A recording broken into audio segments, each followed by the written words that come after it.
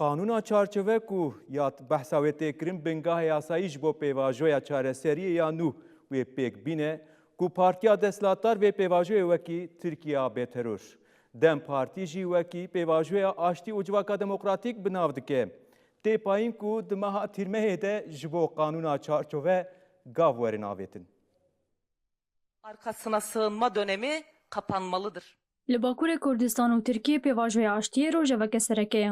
Ev demeke de hat gotin gelo wê ji aliyê dewleta Tirkiye ve gav warê nabetin yan na. Niha qanûna çarçova ku wê bingeha yasayî ya pêvajoyê pêk bîne di rojeva aliyan de ye.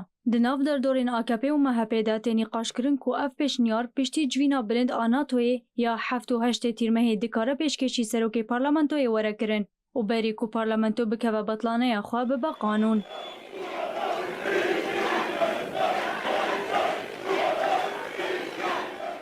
Li gorî agahiyên ji çavkaniyên AKP, qanûna çarçoveyî ku tê payîn ji 10 heta 11 maddeyan pêk were, dê demkî be û bi şertê ku çekberdan were piştrastkirin û verastkirin dê bikeve meriyetê. Rayaderên AKP dibêjin ku pêşniyar dikare bi sernaveke mîna pêşnimûneya qanûnê li ser helweşandin, bêçekirin û bidawîkirina hebûna yasayî ya rêxistina terorê ya PKK kecekê ji parlamentoyê re were pêşkêşkirin. Piştî civîna desteya biryar û rêvebirina navendiya AKP ku di destpêka hefteyê de pêk hat, berdevkê Partiya Omer Çelik piştî civînê diyar kir ku ew gihîştina qonaxeke nirxandina çarçoveya qanûnî ya ku dê li gorî danîna çekan ji aliyê rêxistinê ve di pêvajoya Tirkiya bêteror de bikeve meriyetê. Çelik doh jî di bernameyeke televîzyonê de ku ew bejdar bûbû de diyar kir ku qanûna çarçove dê bi şertê ku çek bên danîn were biçaanîn. Pek çok başlık ele alınacak. Bu başlıkların ele alınmasıyla da süreç işleyecek. Hevseroka giştiya Dem Partiye Tulay Hatım Oğullarî di komcivîneka partiya xwe de diyar kir ku beriya meclis biçe betlaneya havînê divê çarçoveya qanûnî were rojeva meclisê û got. Li Herêmê gel ji me re dibêje PKK çekên xwe şewitandin lê Tirkiye tu gav neavêtine. Ji me re dipirsin dibêjin gelo dewlet pevçûnê dixwaze an, ev ne pirsa me ye, pirsa gel e, ev pêvajo bi gotinan nabe. Divê beriya meha tîrmehê çarçoveya qanûnî were rojeva meclisê. Em ê helwestan negihîşt divê mehê û piştî meclis ve bibe, em ê bînin rojevê qebûl nekin. Çavkanî destnîşan dikin ku naveroka qanûna çarçoveyî bi piranî hatiye zelalkirin. Lê ji bo ku ew were bicihanîn, divê mekanîzmayê ku were damezrandin da ku piştrast bike ku rêxistinê çekê xwe danîne. Partiya Desthilatdar jî xebata xwe ya li ser pêşnimûneya qanûnî didomîne. Li gorî agahiyên ji çavkaniyên AKP, qanûna çarçove dêbendên ku armanc, çarçove û pênaseya rêzîknameyê û her wiha rewşa yasayî ya endamên rêxistinên ku çekên xwe deynin diyar dikin, di nav xwe de digire.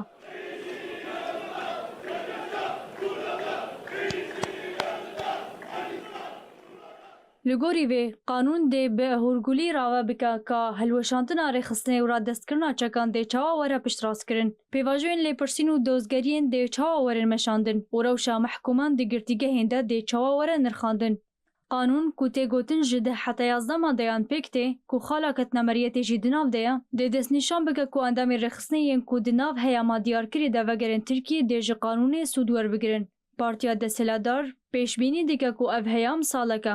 Serokê MHP Devlet Bahçelî pêşniyar kirbû ku ji bo rêberê damezrînerê PKK Abdullah Öcalan statuya koordînatorê pêvajoya aştî û siyasîbûnê bêdayîn. Lê belê Partiya Desthilatdar li ser vê pêşniyarê dû dil e. Çavkaniyên partiyê diyar dikin ku Abdullah Öcalan niha li Emiraliyê girtiyekî mehkûma û wiha lê zêde dikin. Guhardina statuya pêvajoyeke qanûnî ya cuda ye, ew dikare di bin qanûneke efûyê de be. Lê belê di qanûna çarçoveyî de tibin tune ye ku efûyek pêk bîne. Haman çavkanî dibêjin ku di çarçoveya rejîma înfazê ya heyî de şert û mercên girtîgeha Abdullah Öcalan dikarin bên baştir kirin û destûr bêdayîn ku ew bi rojnamevan, akademîsyan û beşên cuda yên civakê re hevdîtin bike. Meclis üyelerimiz, Kayseri, Tomarza ve Hacılar ilçe Di derbarê pêvajoyê de me jî raporek bi vî şêwazî amade kiribû. Rewşa dawî bi vî rengî bi taybet ji aliyê çavkaniyên AKP ve tiştên ku tên gotin, di nûçeyan devana tên parvekirin dibêjin herî dawî li gorî ku ev çarçoveya qanûn derxistine pêş ji ber ku ev demek dirêje tenî qaşkirin û her ev rexne hebûn di dema xwe de gav navêje. Niha jî herî dawî di 24 Gulanê de li gel Abdullah Öcalan hevdîtin çêbûbû پشتی هفدیتنا کو هاتبو پشتی هفدیتنی هاتبو گوتن کو قانونک به آماده کرن و پشتی ججنه و اف قانون پشتی ججنه سه روزان و درکه اف جی در نکت پیش نهاجی تشتی کوته گوتن دبیجن و مها ترمه هده ور مجلسه جمها آدار و نیسانه و روشک وی رنگی هیه لبلی جوه دمه و جی حیان ها تو گهرتن چه نبوی تایبت بوسا افرخنش بو دستلات تنکرن نهاجی پلان سازیک به همان رنگی هیه ججن در باس بو گوتن و سه روز پشتی ججنه ور اف جی نهات نهاجی تی گوتن کو و دمها ترمه هده اف پیشنومه قانون ور مجلسه اول ور هن هورگلیم پیشنومه قانون جی هنک اول ور بین نقاش کرن و پشرا ev yasad meclise re derbas ve Dem Partiye de derbarê vê pêşnûme qanûnê de û hat got her digo amadekariyek heye bi AKP re bi serokê meclîsê re hevdîtin kiribûn divan demên dawî de rewşekî wisa jî derketibû pêş. Niha jî hinek alî dibêjin ku ev pêşnûme qanûn ji heşt xalan pêk tê hinek alî jî dibêjin 10-11 xalan pêk tê li gorî çavkaniyên ku ji nava AKP jî derketin pêş bi vî rengiye. Lê a ku tê gotin aliyê deslat de mijara qanûna çarçove dibêjin gelekî dereng xistiye. Em vê mijarê dixwazin binirxînin parlamenterê Rihayê Dem Partiye Ömer Öcalan bi me re ye û bi xêr hatin bernamaya me.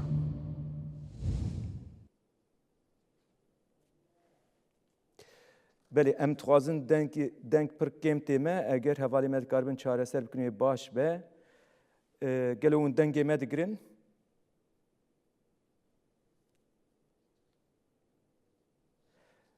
Belê eger deng çareser niha aliye teknîkî de eger deng çareser ve em ê yekser pirsên xwe ji parlamenterê Dem Partiyê Ömer Öcalan bikirin lê hin hûrgiliyên din jî hene ku di çarçoveya qanûn de çavkanî vana parvetkim taybet hinek çavkaniyên AKP dibêjin em mijar derxistine pêş. Partiya Dem dixwaze ku endamên ku wê çekên xwe berdin li werin Tirkiye garibin siyasetê bikin yek mijare sereke yek jî ev ku derdkeve pêş lê ji aliyê AKP û MHP jî dibêjin ev yek naye qebûl kirin li dijî vê yekê ne. Rayedarên AKP dibêjin ku ew kesên ku vedigerin Tirkiye dê ji bo demek diyar kirî dibin kontrola tedbîrên adlî de bimînin û di heman demê de wê nikaribin çalakiyên siyasî bikin yani tevlî xebatên siyasî bibin. Di vê çarçovê qedexeyeke 5 salan ji siyasetê yani li ser wan kesên ku çekên xwe berdin derbasî Tirkiye bin 5 salan wê nehêlin ku tevlî xebatên siyasî bibin yani tevlî siyasetê bibin rewşekî wisa ji çavkaniyên ku nava AKP de tê gotin rewşekî wisa derxin pêş dibêjin wê ev ser wan bêferz kirin. Di destpêkê de wê ji qanûnê sûd bigirin endamên rêxistinê yên ku beşdarî çalakiyên ne sûç bûne ev jî wek xalekî esasî her ew derdixînin pêş. Wekî din jî ji bo rêvebirên rêxistinê dibêjin hatina wanî Tirkiye wê turiyek wê tunebe li gor agahiyên ku çavkanî vana parvetkirin rengekî wisa heye.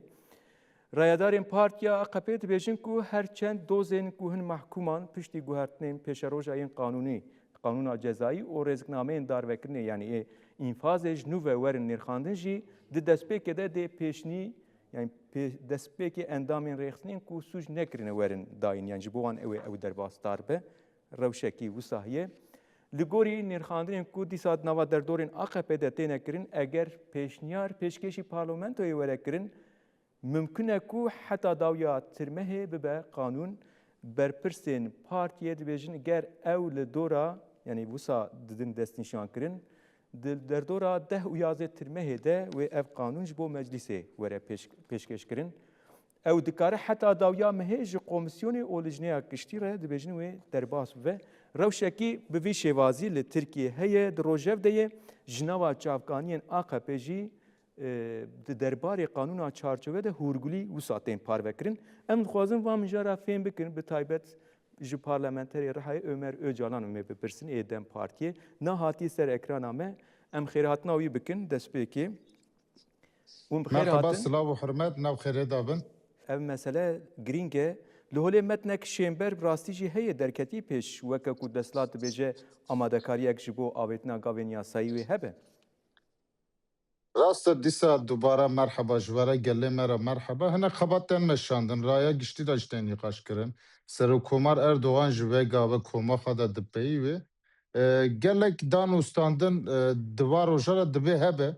Were me şandin, êdî gel jî aciz e, siyaset jî aciz e. Divê dewlet berpirsiyartiya ser millê xwe êdî bînî cî gava bavê jî gelek tişt wa 2 sala da nêzî 2 sala da hate pêşxistin lê êdî ji bo endamên PKK, şervanên PKK, siyasetmedarên li Ewropa li gelek welatên biyanî koçberin ji bo hevalên siyasetmedarên heps û zindana guherên binê qanûnî pêwîstî serokatî ji serva meselana disekine ji bo ev qanûn zagon were derxistin gelek xebatê wî jî hene alî deme de ji xebat de meşandin em bawer dikin pêşerojê hinek hevildanê çê bibin lê ev der rojhilata navînê ev der Tirkiyeyê mirov nikare dîrokek şember bêje li devlet jî dixwaze bi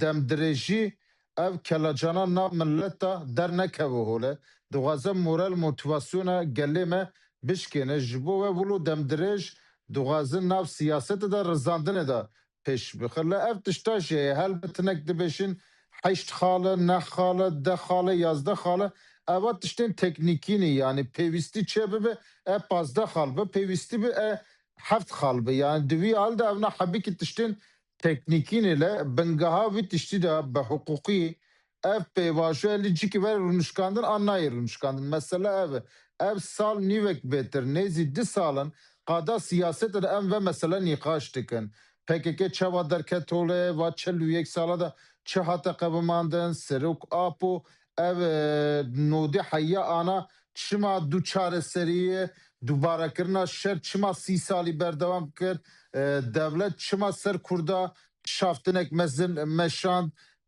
her sal gotinê xwe dubare kir devletê jî xwe dubare kir ev tişna ev 2 sal nêzî 2 salin tê nîqaş kirin vê gavê qada hukukî bime lazim e dema hukuk tune be tişkî ve tune dema hevdîtîna ewil me bi reber apora kir 2 sal berî ve 2024 cotme hedabû reber apo gotibû mesela siyasî hukukî ev hêza min teorîk û pratik heye ev aloziya şerê 41 salin diqebim ez karim vegûnim qada siyasî hukukî ana alî siyasî gelek nîqaşata meşandin le zagon jê re lazim e tiştê te zanî ji bo PKK Partiya Karkerên Kurdistan zagonek müstakil vere derxistin ji bo xebatkar û endamên Behsa zagon Kerem tê kirin, behsa qanûn tê kirin ji ber ku di nav nûçeyê me de jî hebû hûrgilî hene.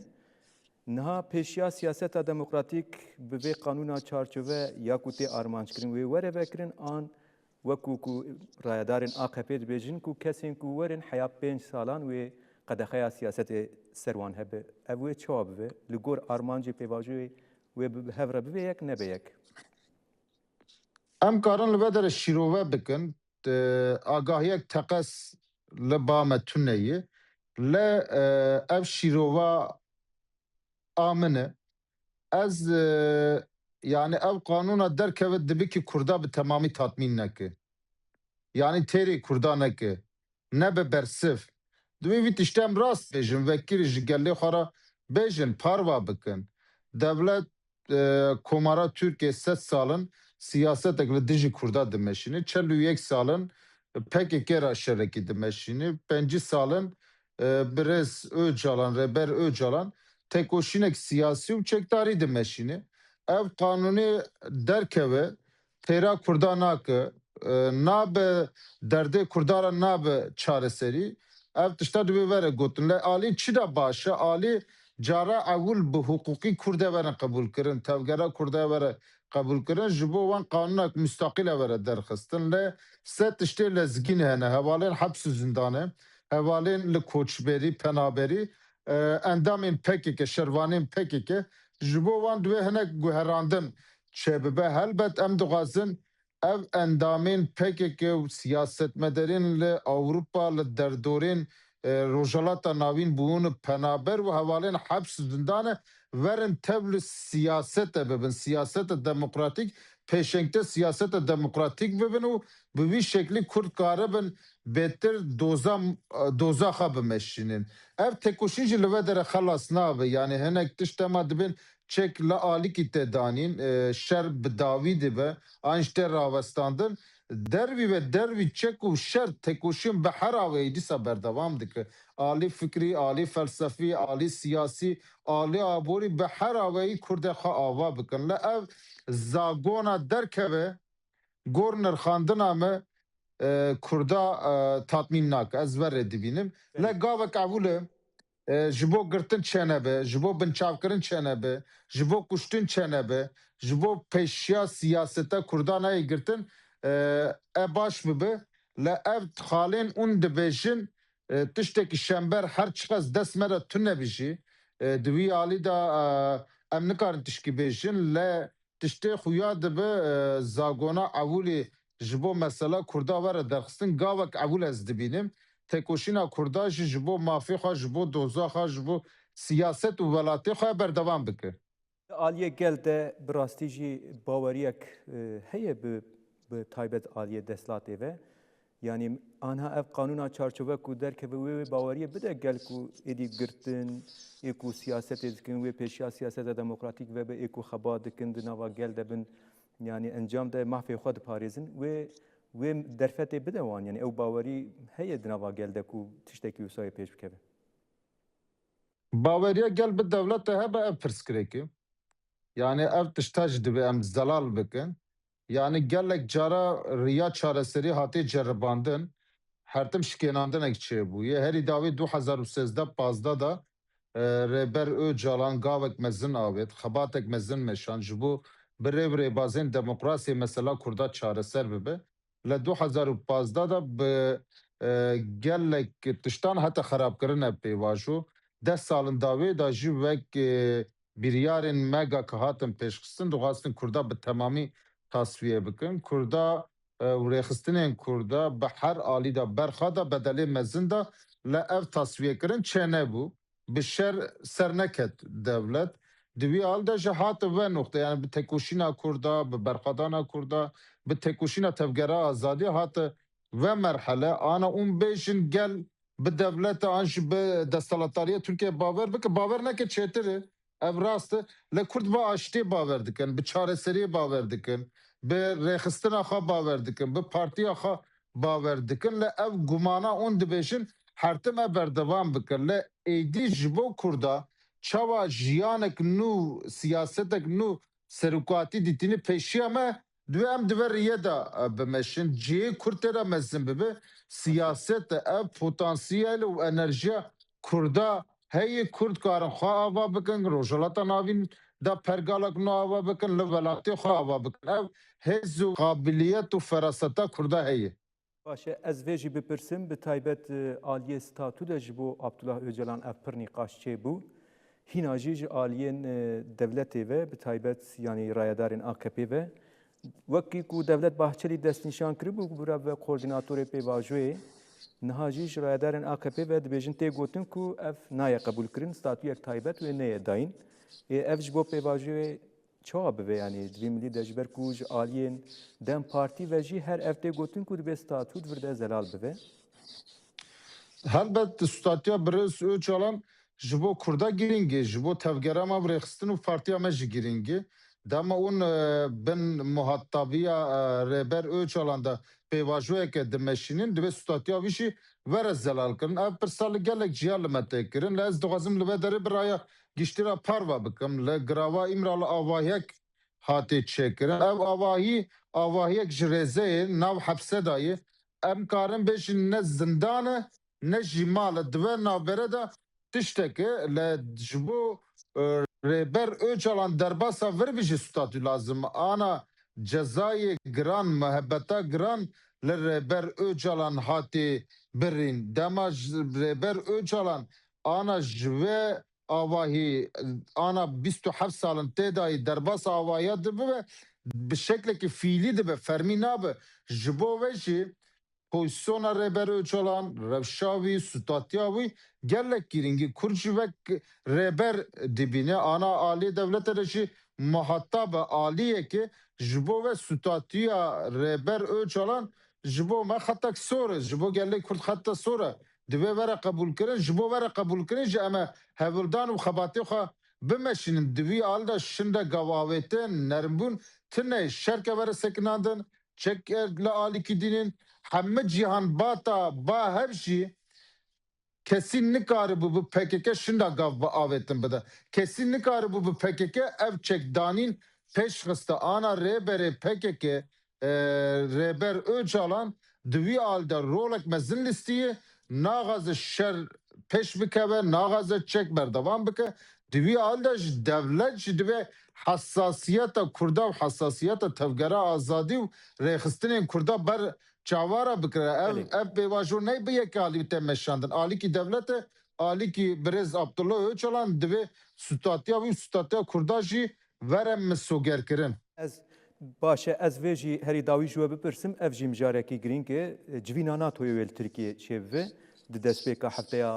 tirmehê de nahinek alî dibêjin yani ev civîn wê li ser pêvajoyê jî giringiyek xwe hebe ji aliyê kenekê ve jî nameyek vekirî ji hinek endamên NATOyê re çûye ku ji bo pêvajoyê ew jî di aliyê ev pêvajo bi adaletî bimeşe bi rewşekî daha di cih debe xwestinê gav bavêjin hinek wisa wî alî de xwestekek wisa hî hûn ji bo vê çi dibêjin careke kem ez ji NATOyê tiştekî wisa tê xwestin.